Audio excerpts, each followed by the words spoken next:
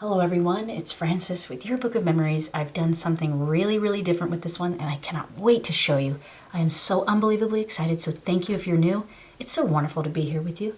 And if you're here with me again this time, I actually played around with a lot of different stickers that I thought that matched this gorgeous collection that I used to create this cute little folio. It's by the Paper Studio here, so at Hobby Lobby. And then I got little bits and pieces in the store, little stickers and stuff to kind of see what matched best. And I thought this just really came together, super inspired by the Spanish style of creating mini albums. So I really wanted to take a stretch and do something totally new. Now I noticed in the Spanish style of creating albums, they use a lot of textured paper, solid color, and they wrap their covers separate from the spine and the back. So I really wanted to try this out.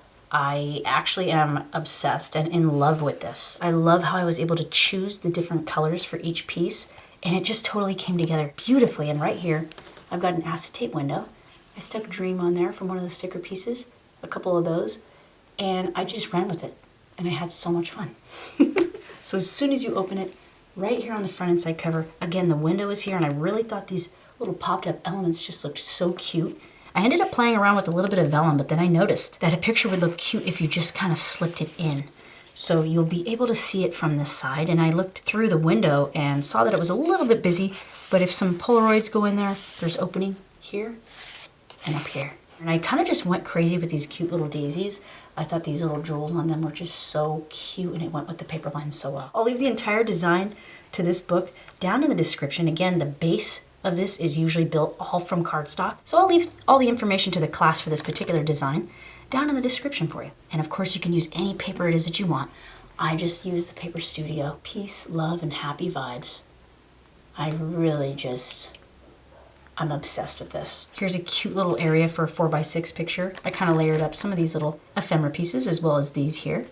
And a cute little band, an interesting angle. I've got a magnet under here, so I kind of had to plan out how I was going to do this because using base cardstock for these is a little bit different than going straight away with design paper. You can actually insert a picture inside of these frames here.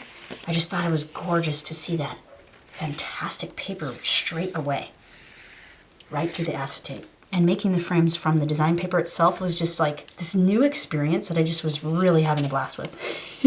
Another 4x6 little picture spot, and then I layered up a couple of these little mushrooms here.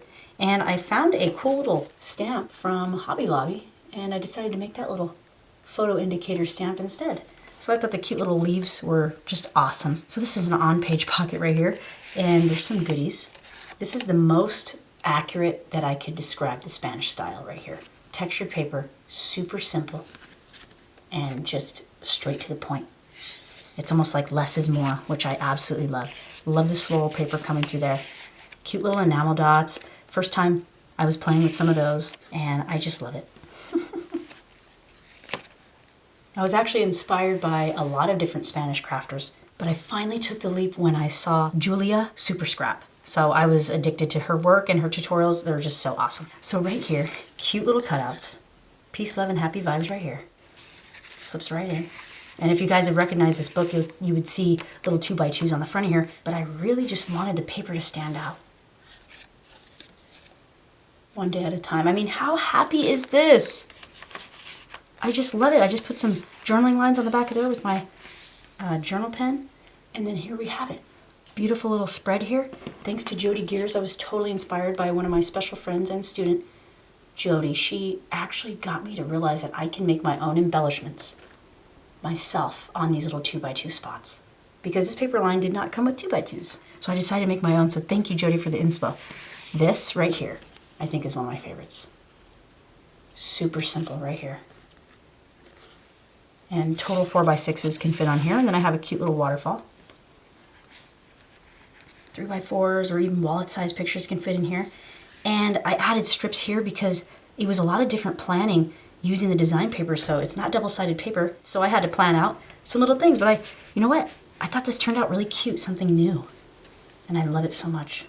Again, thank you everyone so much for joining me for this quick little cute project share. If you ever wanted to try this technique, I do recommend to follow the tutorial the way that I have it originally, and then kind of just mark your pieces so you know which piece is which. And that'll make more sense too as you take the class. That way you have your labels all figured out. Thank you again everyone so much for joining me. I had so much fun. You can expect a lot more of these coming from me soon. See you next time. Bye.